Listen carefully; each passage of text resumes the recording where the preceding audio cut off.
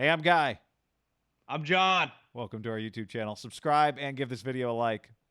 Also, check out the podcast below in the description with him, Haberman, me, Middlecoff, name of the podcast. Subscribe.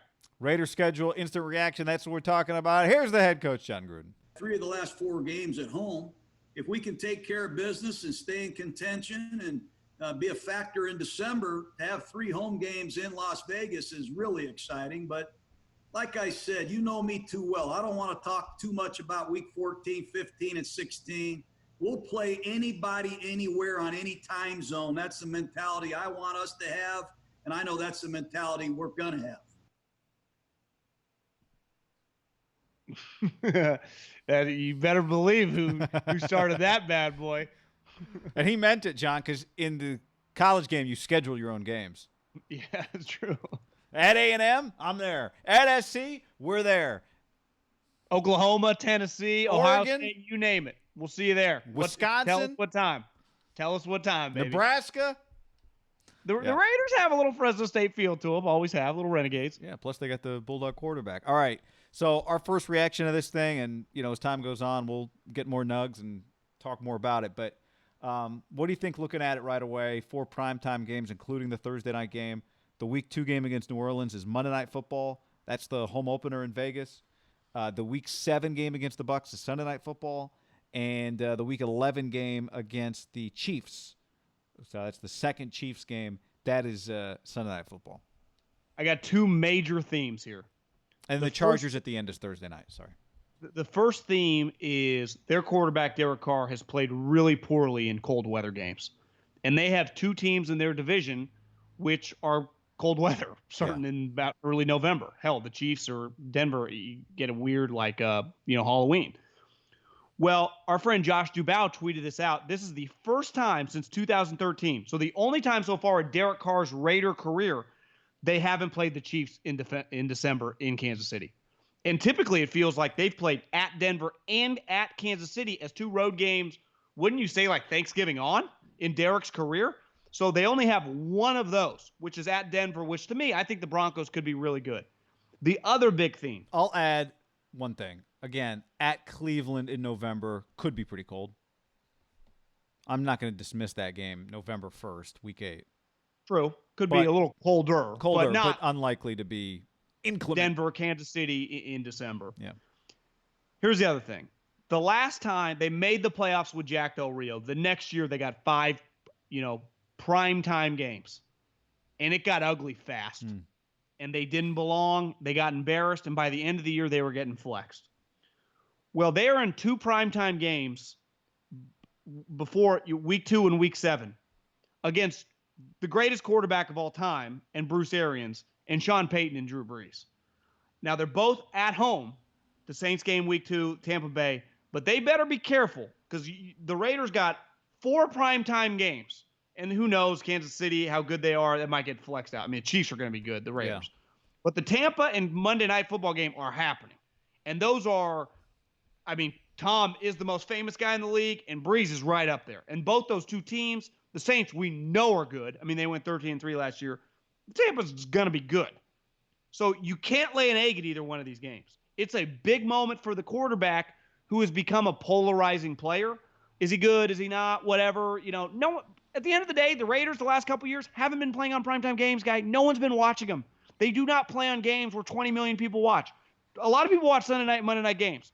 And this is not last year they played that second Monday night game. This is a real Monday night game that kicks off on the West Coast at 5:15, where everyone's on their couch watching. So it's a big moment for the franchise. To me, guy, if they can somehow go 1-1 in those 2 games or just have good showings in both those 2 games, it would be a big moment for the You can't lose by both of them double digits because no one will take you seriously. Yeah, but here's the thing. This team is not they might be. We're not looking at this team like how do they win the division. We're looking at them, how do they make sure they're one of the 7 playoff teams in the AFC, right? How do they stay around 500? But again, my point is, though, if you're going to be in that mix, you can't lose a lot of games at home. Well, yeah. No, you're right. And so the fact that both of those games are at home is a big deal, right?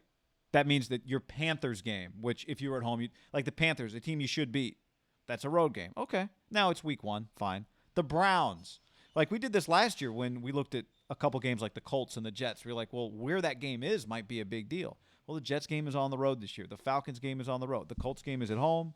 I think the Dolphins being at home at the end of the year, like, I guess if you had to pick some road games, maybe you'd want New Orleans and Tampa to be road games in some ways, just because you're like, it's tough anyway. I'd rather get rid of those games. Beating those two teams is not going to determine whether or not I'm a playoff team. But whatever. I mean, I think it's workable in part because of what you said in terms of the weather. I think the tough part is that like some of the teams I just rattled off, some of these 50-50 games are on the road, like Cleveland, like Atlanta, like the Jets. I think the Colts are going to be better this year. Are the Chargers better this year? I don't know. Maybe. Miami. Yeah, well, the Chargers were really bad last year against the Raiders. The Rivers was not good last year in the Raider games. Can I make a statement that typically sounds like hyperbole in a 16-week, 16-game season? Yeah, you're going to say you can't start 0-2. I'm going to say week 1 is a must-win. Okay, I was close. Because, Guy, you can't lose at Carolina and think you're not going to be like 1-4 or 0-5. Because it might be 0-5 going into you the play bye. the Saints, who are fucking better than you. You think I'm just giving Derek Carr a win going to play Belichick? I don't give a shit who his quarterback is. I can't. Now, I'm not saying you can't win that game, but I can't chalk you up, especially early in the season, a lot of unknown. The Bills are a playoff team. Sorry, Bills team is what I was trying to say. The Patriots are coming off Sunday Night Football at Seattle, by the way, that week. And then the Buffalo Bills are coming off the Chargers at home, and the Chiefs are coming off New England at home. But the Chiefs, I don't expect you to beat the Chiefs at Kansas City. So that's a loss. The other 4 games, I'm giving you a chance to win, 2 or 3 of them. So if you're 2-3 in that stretch, actually would be pretty good. If you're 3-2, you might be a playoff team. Yeah, you probably are a playoff team. You're 2-3. You're in pretty good shape. You heard it here first. But if you start slow though, you agree though, Guy, right? Yes. If you're like 1-5 and then the bye, then you got to play Tampa at home, it'd be like, God, is their season going to be over? You could argue even if they're 2-3, then the bye, then Tampa, that game would be massive. Yeah, but if you're 2-3. But I'm just saying, you can't afford to lose. All of a sudden, you're 2-4. You're kind of screwed. No doubt. But if you're 2-3, we're talking about the 7th playoff spot here. Are you good enough to beat the Browns? Yeah, but you're 2-3 going into Tom Brady. I understand, but I'm just saying, are you good? But then you play if you're a playoff team, then maybe you beat the Browns on the road. If you're a playoff team, then maybe you beat the Chargers and maybe you beat the Broncos. Do the Raiders have better players than the Browns? No, I keep waiting for the Browns. I do too. I'm not, but we keep waiting for the Raiders. Yeah. I'm just saying there's a difference between being 2-3 and not being good enough to beat the teams on your schedule, and being 2-3 and being good enough to beat the teams on your schedule. That's all I'm saying. But then they go through this stretch of like the Chargers, Denver, Kansas City. Like that's just we see these games every year with them that they're really tight. They're coin flip games, not the Chiefs, but Denver and Chargers. Well, I think Denver's just dramatically better. Andy Reid, how many buys does Andy Reid get this year? Well, he gets the Raiders off a bye. That's a win. What's his record right now off buys? Like 18-2 or? It's high. But the other thing is Gruden hasn't really got close in his 4 games against Andy. But here's the other thing. Like last year, remember they had a stretch where they were 6-4. They go on the road and they get mollywopped by the Jets. It's hard with the Raiders because there's so much unknown. Like they should be better, but I can't just chalk you up with a win playing at the Jets when you went to New York last year and got your ass kicked. Yeah. They play 10 of the 16 games they play are against a team that's either coming off of a bye or coming off of a home game. That game, Indy is coming off a bye as well. You'd agree that game at New York, week 13 could be cold and rainy and wet. So they might have 2. Yeah, that's December 6th. Yeah, how did we miss that? So the Jets and Denver. Yeah. Are just games where Derek's going to have to try to shake that. The colder weather. Yeah. Because whether it's raining or not, it's going to be cold, right? December 6th in New York. Zach Brown band. But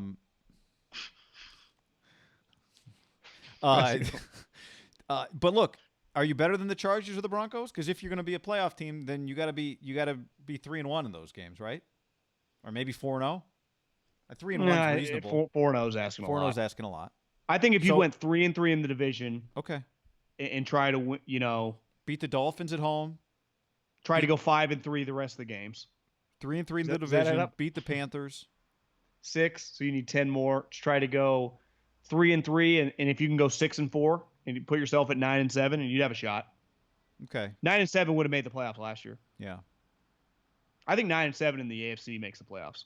Especially if you're in that position, coming out of the stretch with games, you finish with the Chargers, like Gruden's talking about. I don't care about the way we finish, but Chargers, Dolphins, and then at the Broncos. Yeah. Could be in the same position, right, where we're looking at the Jets and the Colts games going, boy, you win these games, you got 2 divisional games, plus the Dolphins coming up down the stretch. I also think in those 2 games, I don't know how much carryover there is, but if you're the Raiders, like, it's pretty easy for Gruden to get in front of Derek and Darren Waller and some of the Jets kicked your ass last year. Yeah. And on the flip side for Indy, Frank Reich can get up. These guys kicked our ass last year. Like, those are 2 kind of random carryover games, right? They are. Yeah, and like you said, the playing in these cross-divisional games, like with Tampa, where you just happen to be seated up with them and then they got a lot better, is a tough break. Yeah, like the Saints were going to be good no matter what, right? Whenever you catch them on a given year. But you're right, getting Tampa last year like the Niners did and getting Tampa this year like the Raiders did is a big swing. Also, just playing on Sunday Night Football back to Tampa in that game, like they should lose. They shouldn't beat the Saints. I don't care that it's Vegas home opener. But Tampa, you'd say, well, maybe the Raiders are just as good as Tampa or, close or whatever. It's just hard for me to Arians Brady over Carr Gruden, Like that's where it swings for me. Yeah, here's the other thing. They play – so they get Matt Rule. You know what? Part of this is like, would you rather play the Panthers later? Like, they're a new coach anyway. Like, you're not taking advantage of them week 1 or taking advantage of them week 8. I don't know. But to your point, making it must win, maybe it is a great game to have week 1. Maybe it's as good a game as you could possibly have week 1, right? New head coach. To me, does week 1 even matter? Like, it's going to be hard. It's just kind of weird. Well, week 1's can be weird, yeah, to your point. You're saying you'd rather play a team that was probably going to beat you anyway? Well, I that's what I thought initially, but then I changed my mind based on what you said. You just start with a win, and that's as good a game as you could have to start this schedule based on the teams that we already knew you were playing. That you're going to be on the road to. You are going to be on the road. That's not ideal, but it's a new head coach, new NFL coach, his first game, just a team that's doing a whole reset. So just ideally it'd be at home, but 2 of the 3 things work in your favor. The reason I was thinking about it is because, like, the Bucs, I don't think it's ideal for the Bucs that they play the Saints in their first game, right? Yeah. So can you name the Panthers quarterback? Teddy Bridgewater. Is he going to be healthy by then? Yeah. See, that's where it's like, the Carolina, they're not going to be very good. The Raiders got to win that game. If you're a playoff team, you win that game. Who's the Chargers quarterback week 15? I'd imagine you're seeing a lot of Herbert by the time they start playing the Chargers. All right. Let us know what you think down in the comments below and like this video. Well, let's do that thing.